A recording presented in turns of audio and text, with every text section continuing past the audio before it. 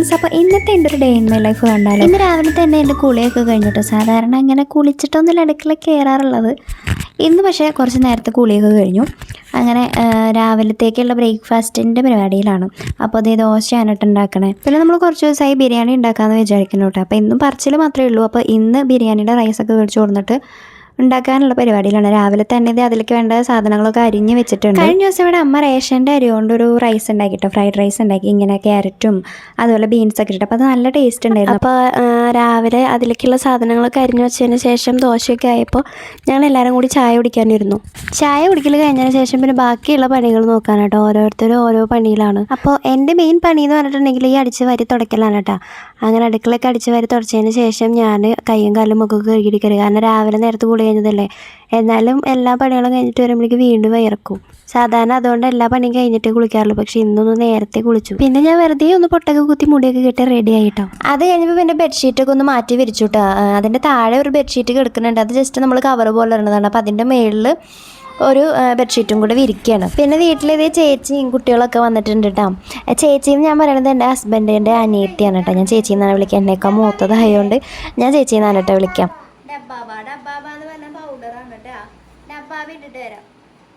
അപ്പോൾ ഇത് അവൻ്റെ ഭാഷയിൽ ഡബ്ബാബ എന്ന് പറഞ്ഞിട്ടുണ്ടെങ്കിൽ പൗഡറാണ് കേട്ടോ. അപ്പോൾ കുളിയൊക്കെ കഴിഞ്ഞിട്ട് പൗഡർ ഇട്ട് കൊടുക്കാൻ പറയണം. അപ്പോൾ ഞാനത് എടുക്കാൻ പോയതാണ് കേട്ടോ.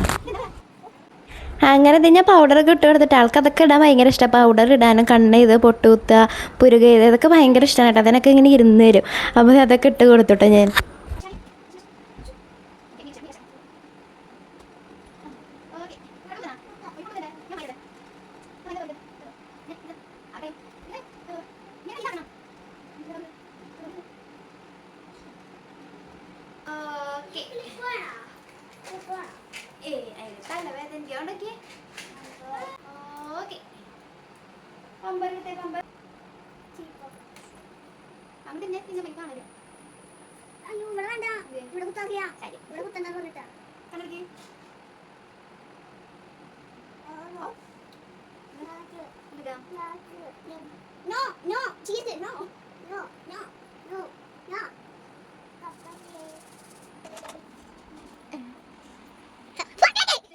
അപ്പൊ ഇനി നമുക്ക് ബിരിയാണി ഉണ്ടാക്കാൻ പോവാം.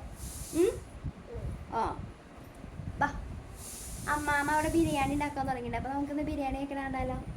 പോവാം. ഓക്കേ, പോവാം പോവാം പോവാം.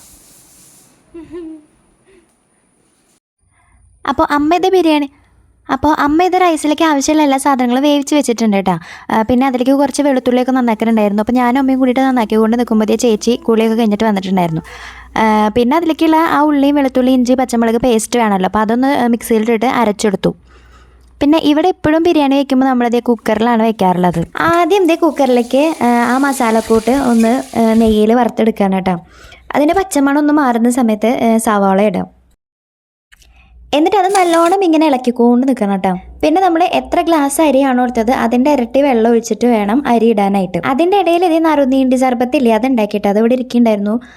അപ്പോൾ വെള്ളത്തിൽ നിന്ന് ദാഹിച്ചപ്പോൾ എല്ലാവർക്കും കൂടിയിട്ട് നറുനീണ്ടി സർബത്ത് ഉണ്ടാക്കിയിട്ടാണ്. കുക്കറിൽ അരി വേവിക്കാനിട്ടതിന് ശേഷം ഞാൻ പിള്ളേരെയും കൊണ്ടിട്ട് ഉമ്മാരത്ത് വന്നിരുന്നു.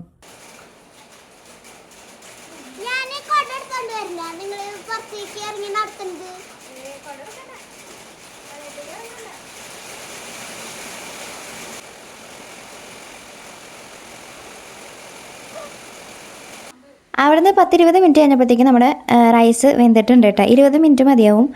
അങ്ങനെ അത് വെന്തിട്ടുണ്ട്. അപ്പോൾ ഇനി അത് നേരെ ഉരുളിലേക്ക് തട്ടിയിട്ട് നമുക്ക് ആ വേവിച്ച് വെച്ചിട്ടുള്ള വെജിറ്റബിളും സാധനങ്ങളൊക്കെ ഉണ്ടല്ലോ അത് അതിനകത്തേക്ക് ചേർത്ത് കൊടുക്കാം.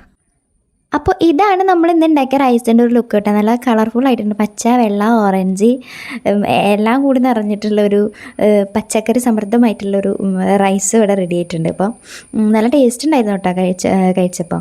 പിന്നെ ബാക്കി ഉണ്ടായിരുന്ന കുറച്ച് പാത്രങ്ങളൊക്കെ കഴുകിയെടുക്കാനുണ്ടായിരുന്നു. അത് കഴിഞ്ഞിട്ട് റൈസിൻ്റെ കൂടെ കഴിക്കാനായിട്ട് കുറച്ച് പപ്പടം കാച്ചി കൂട്ടത്തിൽ അച്ചാറുണ്ടായിരുന്നത് കൂടി ശരിയാക്കിയിട്ടാണ്. അപ്പോൾ ഇന്നത്തെ വീഡിയോ ഇത്രയേ ഉള്ളൂ. നമ്മുടെ വീഡിയോസ് ഇഷ്ടപ്പെടുകയാണെങ്കിൽ സബ്സ്ക്രൈബ് ചെയ്തിട്ട് ലൈക്ക് ചെയ്ത് സപ്പോർട്ട് ചെയ്യണേ.